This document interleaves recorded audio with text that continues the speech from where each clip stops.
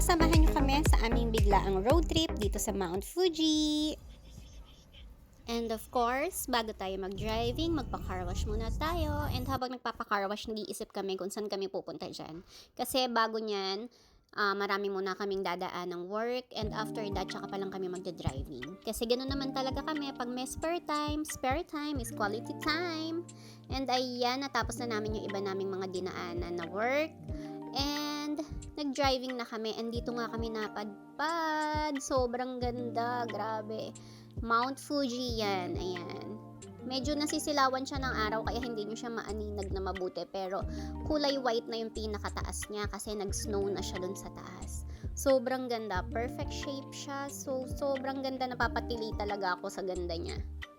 And may dadaanan kami ditong parang lake yata to. And ayan, video and picture muna ang first sun. And dyan na rin kami magla-lunch. Habang nag-iisip kung saan talaga kami pupunta. Actually, nung time na yan, hindi pa rin namin alam kung saan kami pupunta. And habang nagla-lunch nga kami, dahil nagandahan ako kay Mount Fuji, we decided na umakyat tayo kay Mount Fuji. Ayan, akyat tayo kay Mount Fuji. Grabe, kinikilig ako.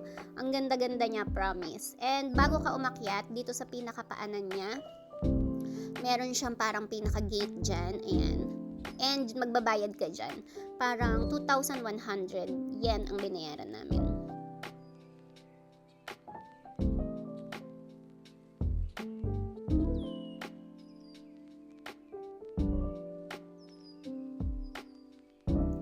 Let's go! Akyat na tayo! Ang ganda-ganda. Grabe, papaakyat kami ng papaakyat. Na-excite ako ng bonggang-bongga kasi ang ganda ng mga nadadaanan namin. And yung may mga makikita nga pala kayo dyan sa gilid ng daan ng mga signage, yun yung mga first steps, second steps. Yan, kasi pupunta tayo hanggang 5th steps or 5th station, basta ganon. Steps or stations kung tawagin. And hanggang 5th tayo aakyat kasi yun lang yung pinaka pwedeng maabot ng car. Hindi tayo akit sa pinakatuktok ng Mount Fuji. My gosh, kasi sobrang taas niya and hindi natin siya kakayanin. Dahil bawal din yata dahil may snow na siya sa taas. And ayan, may nadaanan nga kaming magandang view dito. So, tumigil muna kami para mag-picture-picture. And from there, makikita mo yung baba. Ayan, hindi siya masyadong kita kasi sobrang nasisilawan siya ng araw. Pero, ang ganda dyan. Ang ganda ng view dyan. Pero medyo malamig na siya talaga. In fairness. Ayan, nakikita niyo yung mga gilid ng daan na yan. Snow yan. Snow siya. Kaya sabi ko, hindi nga kami ready sa weather nung time na yan. Dahil nakapang autumn lang kaming damit. Pero, why not, diba? Nandyan na tayo. So, i-enjoy na natin ang lamig. Kahit malamig, let's go.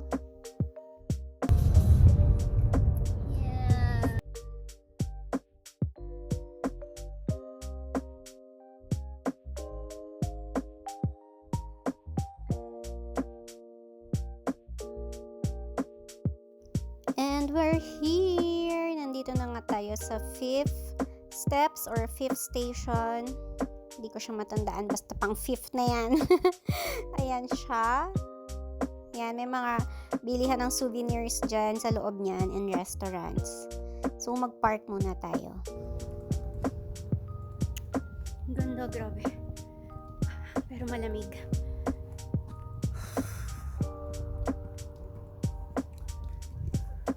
Ayan siya.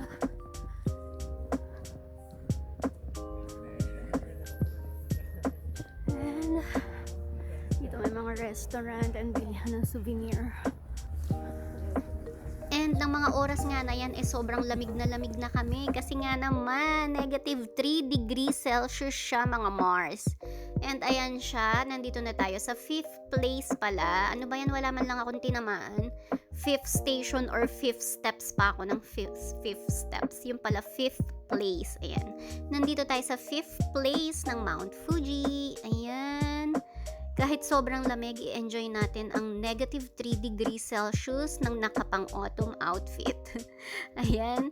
And ayan yung pinaka bilihan ng souvenirs and mga restaurants. Papasok tayo dyan later, pero before that, punta muna tayo sa temple or Jinja para magbigay galang kay Buddha, and syempre, para ma-bless na din tayo.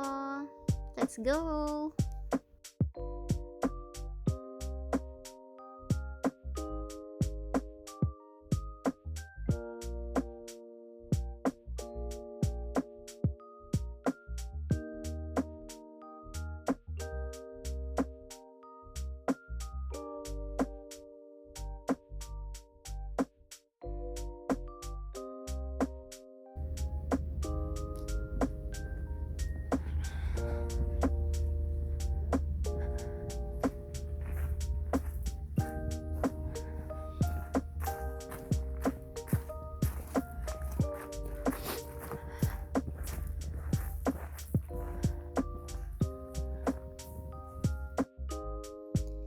And dito nga sa pinaka loob ng temple, merong hagdanan doon and akyat ka lang doon, and ito yung pinaka makikita nyong view. Yan, makikita nyo yung baba ng Mount Fuji. Sobrang ganda. And after that, saglit lang tayo doon kasi sobrang malamig nga. Mag-pray muna tayo para naman i-bless tayo. God bless everyone!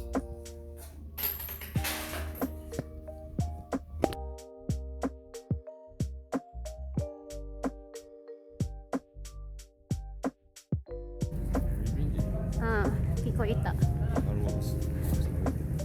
Kiko ita. And sa mga nagtataka kung ano nga yung pinag-uusapan namin, chinichismis ni Jowa sa akin ng mga Filipino daw sila. And yes, narinig ko nga. Sabi ko, narinig ko nga, Filipino nga sila. And parang mga nag-group tour sila. So, shout out sa inyo. And pagpasok mo nga dito, ayan, may mga souvenir dyan kung gusto nyong bumili ng something from Mount Fuji. And ayan na, pauwi na nga kami. And thank you, Mount Fuji. See you again. Thank you for watching.